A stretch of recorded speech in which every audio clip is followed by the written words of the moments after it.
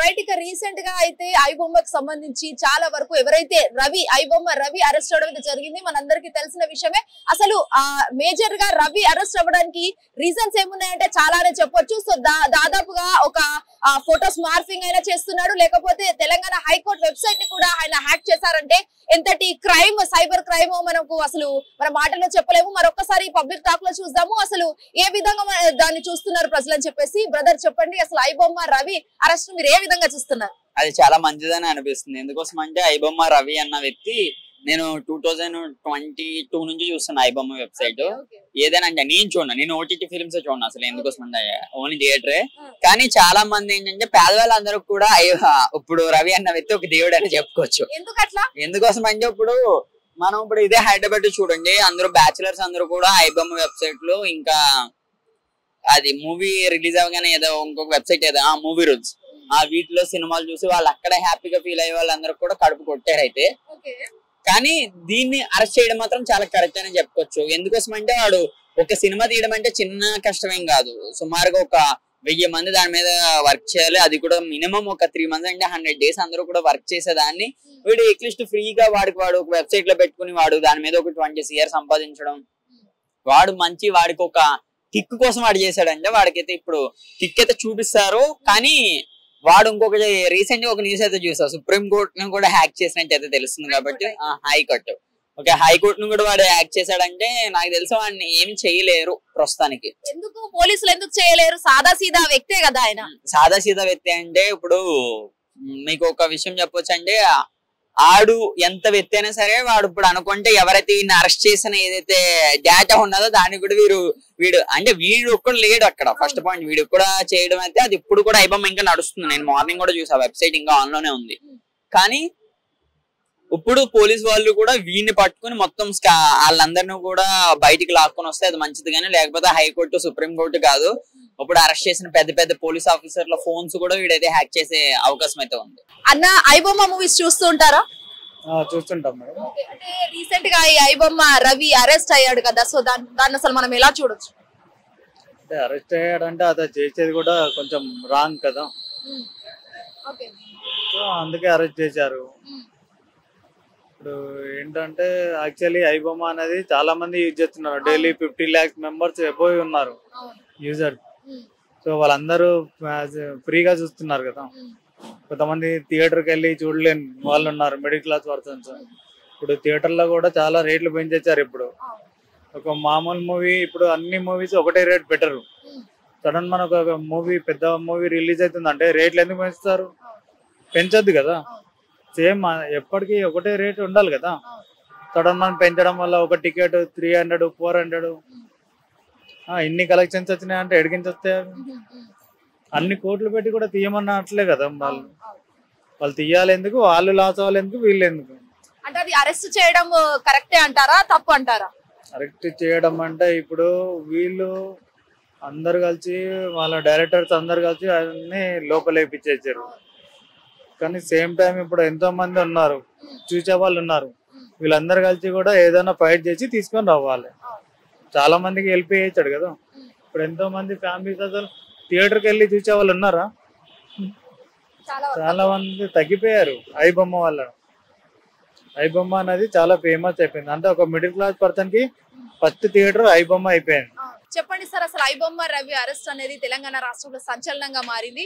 పోలీసులకు కూడా అతను దమ్ముంటే పట్టుకోండి అని సవాల్ వేశారు. దీనికి అసలు ఏమంటారు? ముఖ్యంగా యాక్చువల్ అతను చేసింది తప్పు చేసి మళ్ళీ ఒక పోలీస్ వ్యవస్థకే ఛాలెంజ్ చేసడం, అది ఇంకా అతను చేసిన మిస్టేక్.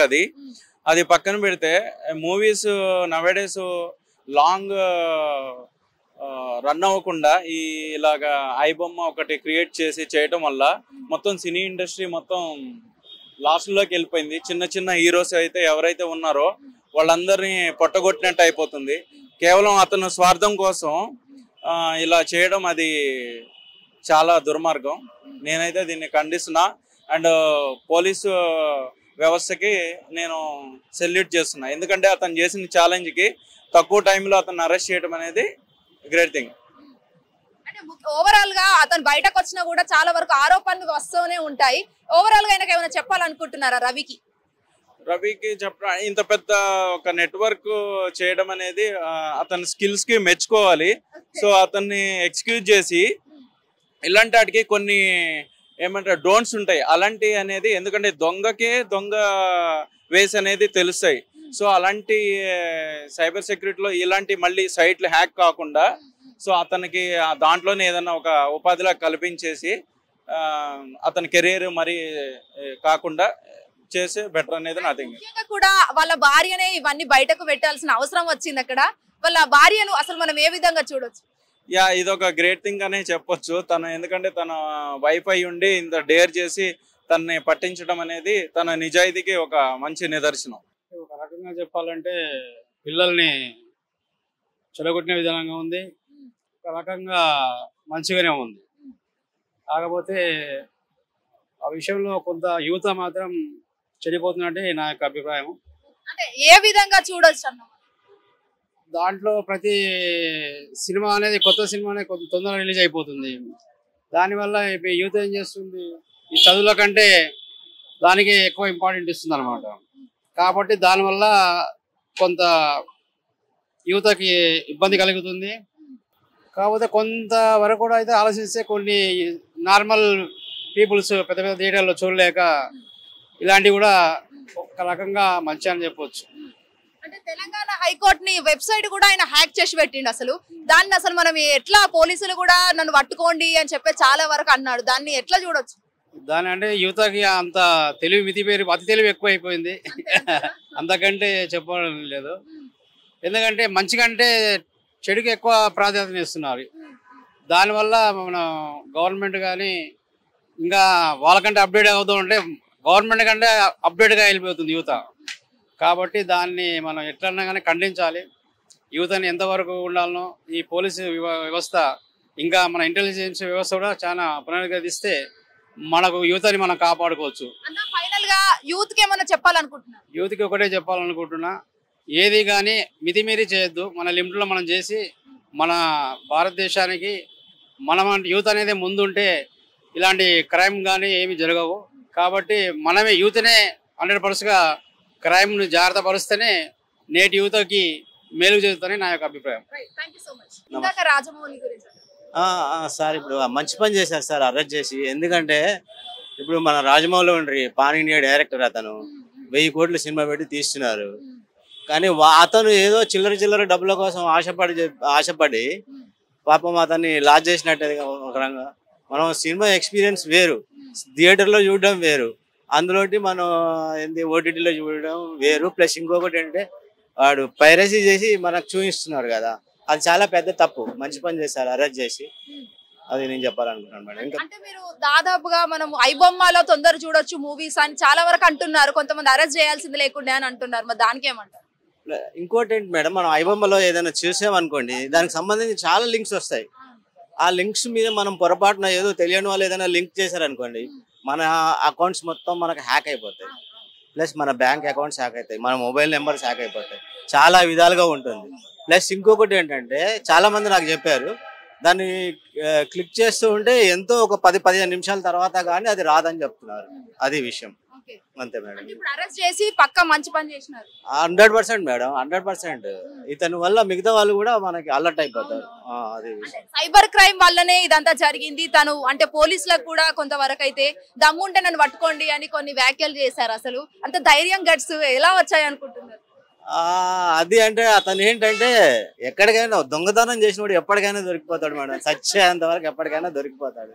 అది దమ్ము ధైర్యం అంటే ఇప్పుడు దమ్ము చూపించారు కదా, మరి సజ్జనార్ గారా పట్టుకుంది, వాళ్ళు దమ్ము చూపించారు కదా, ఎప్పటికైనా తెలిసిపోతుంది మేడం. తప్పు చేసినప్పుడు ఎప్పుడైనా ఎక్కడైనా పట్టుపడాల్సిందే, అది 100% ట్రూ. సో చూసారు కదా, ఇది public reaction. IBomma Ravi arrest అనేది తెలంగాణ రాష్ట్రంలో ఒక సంచలనంగా మారిందని చెప్పుకోవచ్చు. బోత్ ఏపీ అండ్ తెలంగాణలో చాలా వరకు థియేటర్ లో చూడలేని వాళ్ళు ఐబొమ్మలో మూవీస్ చూసి టికెట్ రేట్స్ కూడా చాలా వరకు పెంచారు అని చెప్పేసి అయితే కొంతమంది అంటుంటే, మరికొంతమంది అయితే ఖచ్చితంగా అరెస్ట్ చేసిందే బెటరు.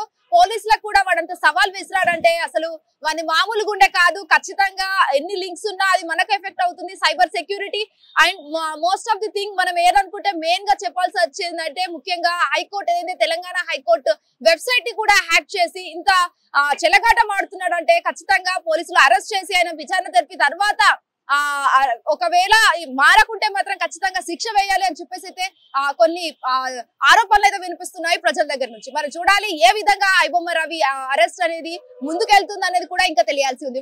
నరేందర్తో శ్వేత హిట్ టీవీ, హైకోర్టు.